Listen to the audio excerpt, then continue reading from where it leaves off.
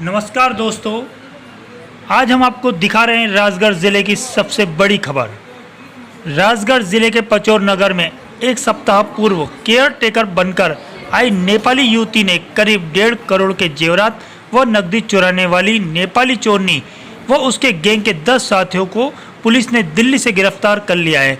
आपको बता दें कि पिछले दिनों राजगढ़ ज़िले के पचौर नगर के सराफा व पेट्रोल पंप व्यवसायी श्रीराम गोयल के यहाँ करीब 1.5 करोड़ के जेवरात की चोरी हुई थी। राजगढ़ पुलिस अधीक्षक प्रदीप शर्मा ने इस चोरी को एक चैलेंज के रूप में लिया और एक विशेष टीम का गठन किया, जिसमें साइबर सेल के अधिकारियों को भी शामिल किया गया, जिन्होंने रात दिन एक करके इस कार्य को अंजाम दिया। आप देख रहे हैं राजगढ़ जिले से जिला ब्यूरो चीफ प्रदीप बंसल की यह विशेष रिपोर्ट। इन्होंने एक एशियन मेड सर्विसेज एजेंसी, उसके माध्यम से इनकी 1.5 साल की बच्ची है जिसकी देख रेख के लिए इनको एक केयर टेकर की आवश्यकता थी। तो इन्होंने उस कंपनी से पहले भी कभी सर्विसेज ली होगी, तो उसी विश्वास के चलते इन्होंने इस कंपनी को दोबारा से संपर्क किया इसी के माध्यम से। और ये लड़की जो अनुष्का नाम की है, इसने भी इस पूरे घटनाक्रम की रखी करी। जब हमने परिवारजनों से पूछताछ करी तो पता चला कि ये लड़की उनसे इस तरह के सवाल जवाब भी करी है जिसने हायर करवाया है कि कब चौकीदार आते हैं और कब चौकीदार जाते हैं। तो ये एक प्रिएम्प्टिव तरीका था, पूरा रखी किया गया। इन्हें ये भी पता था कि इस घर में शादी होने वाली है, तो करीबन 3-4 दिन तो ये दिल्ली में रही और उसके तत्काल बाद इनको जो बेटी है वो पचौर लेकर आ गई शादी वाले घर में।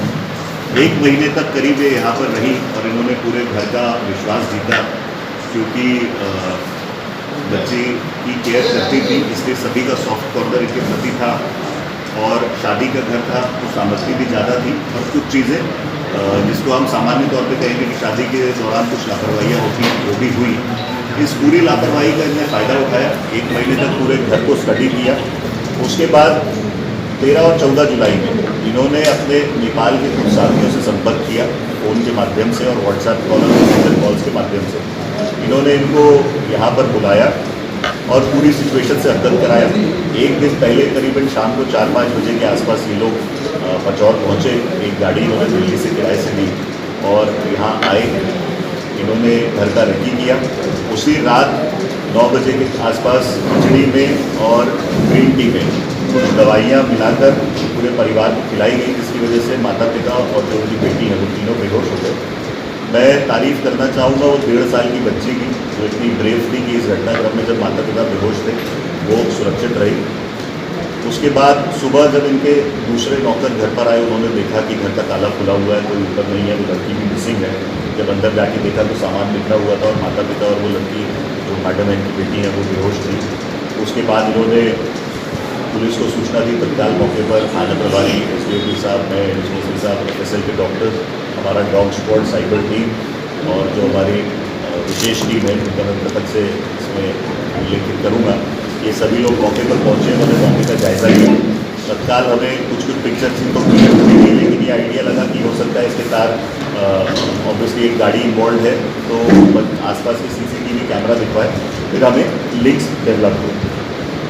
एक फुटेज हमें गुना टोल पर मिला, जिसमें एक संदिग्ध गाड़ी जो दिल्ली पासिंग थी वो यहाँ आती हुई दिखी है और अगले रात में ही 12:50 पर वापस जाती हुई दिखी है। इस गाड़ी की जब हम लोगों ने जानकारी निकाली तो ये UP 14 FT 2355 थी और इनके स्वामी का नाम था मनोज कालरा। ये उत्तम नगर नई दिल्ली के रहने वाले हैं। तत्काल यहाँ से 2 टीमें रवाना हुई।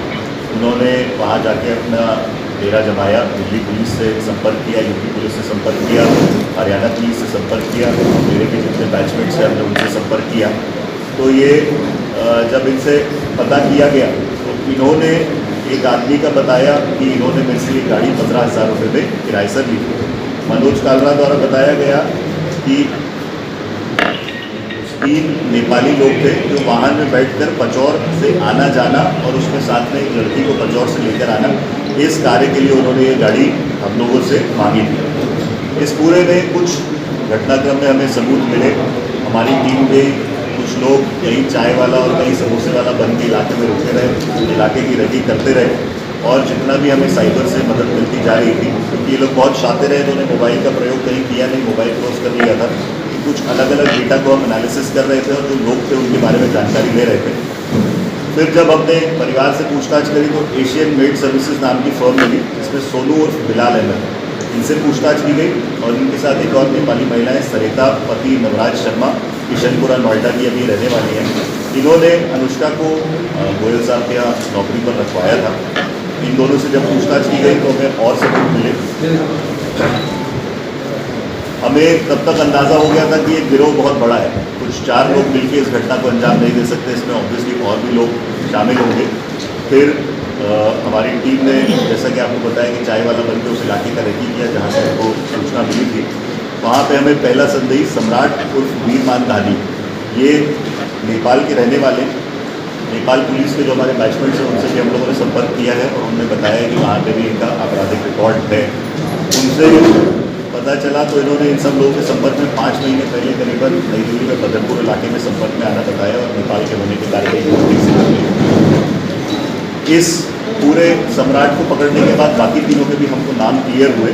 और लेकिन उन्होंने, जैसे मैंने आपको बताया, कोई मोबाइल वगैरह यूज़ नहीं कर रहे थे, पुराने लोगों से संपर्क में नहीं थे, जहाँ रहते थे वहाँ से घर छोड़ दिया था और ये फिराक में थे कि तत्काल नेपाल क्रॉस कर सके। हमने यूपी बॉर्डर में गौरीफटका आता है लखीमपुर जिले में, लखीमपुर एसपी मैडम को भी मैं धन्यवाद दूँगा, उनसे चर्चा करके बॉर्डर पर चेकिंग लगवाई। जैसे इन लोगों को पता चला ये यही मामला खुद करके, सारा मशरूका खुद करके रहना चाहते थे, तो इसमें 3 और आरोपियों को पकड़ा गया। और जिस रात इन तीनों आरोपियों को पकड़ा गया, मैं आपको बताना चाहूँगा कि दिल्ली में भारी बारिश हो रही थी और उसके बावजूद पूरी टीम ने भीगते हुए इस घटना को अंजाम दिया।